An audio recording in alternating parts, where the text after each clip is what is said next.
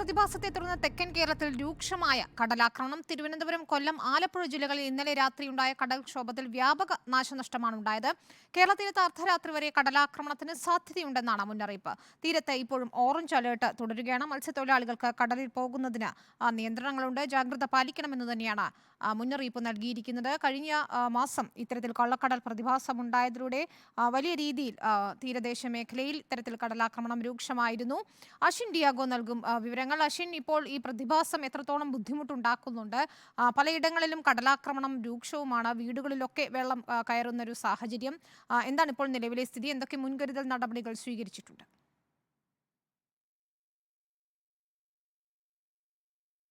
വിദിത, ഇന്നലെ രാത്രി മുതലാണ് ഇത്തരത്തിൽ കള്ളക്കടൽ പ്രതിഭാസത്തെ തുടർന്ന് ശക്തമായ കടൽക്ഷോഭം അനുഭവപ്പെട്ടു തുടങ്ങിയത്.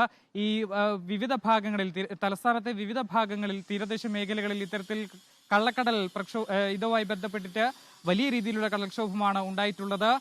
ഇതിൽ ഒന്ന് രണ്ട് വീടുകൾക്ക് കേടുപാടുകൾ സംഭവിച്ചിട്ടുണ്ട്. വീടുകളുടെ അടിത്തറയടക്കം ഇളകിപ്പോകുന്ന ഒരു സാഹചര്യം ഉണ്ടായി. മാത്രമല്ല, ഈ ആളുകൾക്ക് മുന്നറിയിപ്പ് നൽകിയിട്ടുണ്ടായിരുന്നു, കൃത്യമായി തന്നെ മുന്നറിയിപ്പ് നൽകിയിരുന്നു. ഇത്തരത്തിൽ കടൽക്ഷോഭത്തിനും വലിയ തിരക്കേറ്റത്തിനും സാധ്യതയുണ്ട്. അതുകൊണ്ട് തന്നെ മാറി താമസിക്കണമെന്നും തങ്ങളുടെ മത്സ്യബന്ധന യാനങ്ങൾ, അതുപോലെ തന്നെ വള്ളങ്ങൾ, മറ്റ് സാമഗ്രികളൊക്കെ സുരക്ഷിതമായി മാറ്റിവെക്കണമെന്നുള്ള അറിയിപ്പുകൾ തന്നെ നൽകിയിരുന്നു. അതുകൊണ്ട് തന്നെയാണ് ആളുകൾ അവിടെ നിന്ന് മാറി താമസിച്ചതും. മാത്രമല്ല, അവർ ബന്ധുവീട്ടിലാണ് അഭയം തേടിയിട്ടുള്ളതും.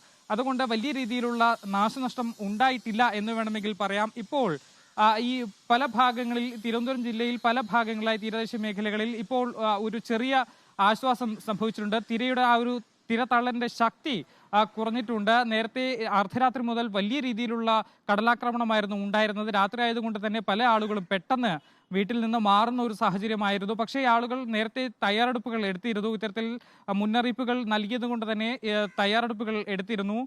എന്തായാലും ഈ പൂത്തുറ ഭാഗത്താണ് ഏറ്റവും കൂടുതൽ നാശനഷ്ടം ഉണ്ടായിട്ടുള്ളത്. ഇവിടെ ഏതാനും വീടുകളുടെ അടിത്തറയടക്കം ഇളകിപ്പോയി. ചില വീടുകൾക്ക് ഭാഗികമായി കേടുപാടുകൾ സംഭവിച്ചിട്ടുണ്ട്. നേരത്തെ ഈ ഒരു പ്രതിഭാസവുമായി ബന്ധപ്പെട്ടിട്ട് പല വീടുകളിലും നാശനഷ്ടങ്ങൾ ഉണ്ടായിട്ടുണ്ട്. അതിന്റെ ബാക്കിയായി പല വീടുകളും പകുതിയോളം ഇടിഞ്ഞു താഴുന്ന ഒരു സാഹചര്യം ഉണ്ടായിട്ടുണ്ട്. അതായത് പല ഘട്ടങ്ങളിലായുള്ള കടലാക്രമണത്തിൽ വിള്ളലുകൾ സംഭവിച്ച വീടുകളാണ് ഇന്നലെയും ഇന്ന് രാവിലെയുമായി സംഭവിച്ചിട്ടുള്ള ഈ ഒരു കടൽക്ഷോഭത്തിൽ ഏതാണ്ട് ഭാഗികമായി തകർന്നും പൂർണ്ണമായും ഒക്കെ തകർന്ന ഒരു സാഹചര്യത്തിലേക്ക് മാറിയത്. ഈ ആളുകൾ ഈ ഭാഗത്തെ, അതായത് പൂന്തുറ, വിഴിഞ്ഞം ഭാഗങ്ങളിലെല്ലാം തന്നെ കടൽക്ഷോഭം ഉണ്ടായിട്ടുണ്ട്.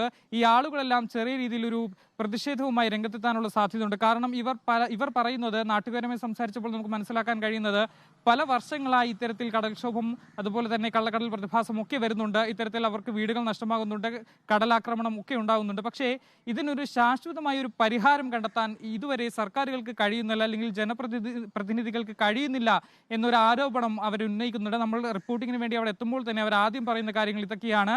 പലതവണയായി ഇവർ ഇത് പറഞ്ഞു മടുത്ത കാര്യങ്ങളാണ്. ഇതിനൊരു ശാശ്വതമായ പരിഹാരം ഉണ്ടാക്കി തരണം.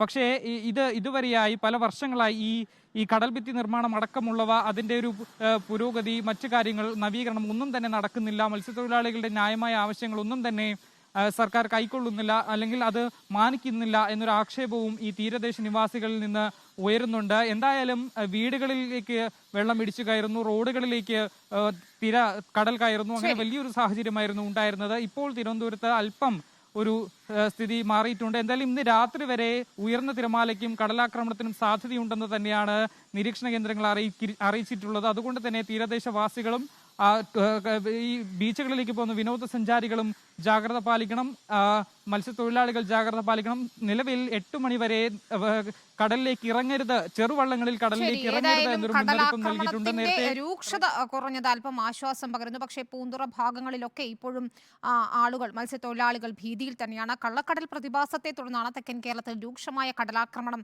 റിപ്പോർട്ട് ചെയ്തിരിക്കുന്നത്. തിരുവനന്തപുരം, കൊല്ലം, ആലപ്പുഴ ജില്ലകളിലൊക്കെ തന്നെയും ഈ തീരപ്രദേശങ്ങളിൽ വ്യാപകമായ നാശനഷ്ടമാണ് ഉണ്ടായിരിക്കുന്നത്.